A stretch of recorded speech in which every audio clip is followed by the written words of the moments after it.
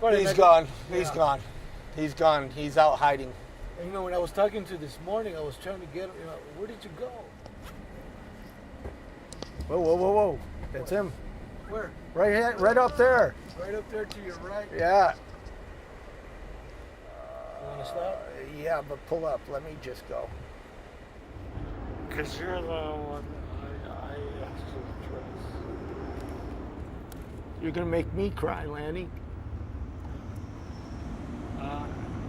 Because you're making me cry. Because I love you. I love you too, Lanny.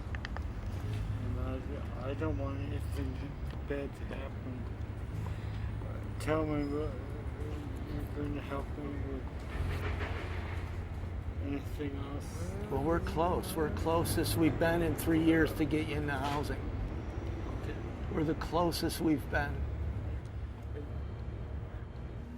I was a street outreach worker, and our mission in that previous program was to identify people that were particularly vulnerable because of their mental illness or addiction, and if we felt they might be a danger to people, we would take them to Bellevue Hospital.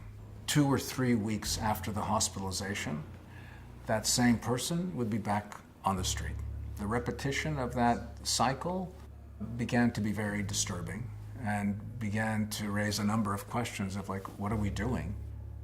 Maybe you have a little short-term gain, but that person just spent 30 days in the hospital at $1,500 a day. That's $45,000. We could have bought them a condo. Certainly paid the rent for a long time. What we decided to do was to start listening to the people on the street and take our cue about what to do from them. It led very, very quickly to the idea that housing is the most important thing to a homeless person, regardless of mental illness or addiction or anything else. And once they're housed, they'll consider it. Maybe treatment, maybe reconnecting with family, maybe having their kids come back, maybe looking for a job. But the first response was always housing. Here we are in Lanny's new apartment, and he actually went and did put all his cupboards and stuff away.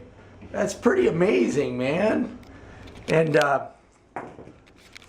how long has it been since you've had an apartment? Oh, seems like a century. A century? Yeah. Well, almost has, because you were homeless since 2002. Right. That's insane. Yeah, it is. So, how you feeling? Elated. Very good. Yeah, it hasn't hit me yet. I feel human again. You feel human again.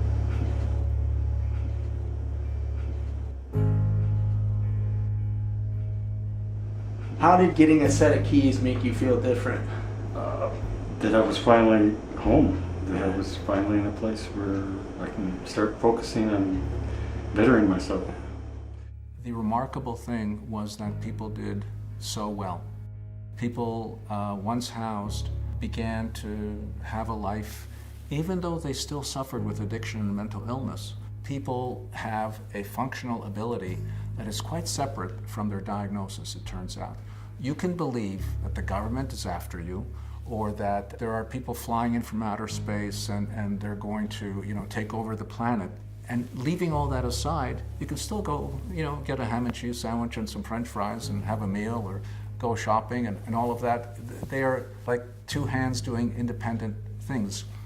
So that was a great surprise, and I think most gratifying was the fact that people can get housed immediately from the street, and they can be supported to keep that housing.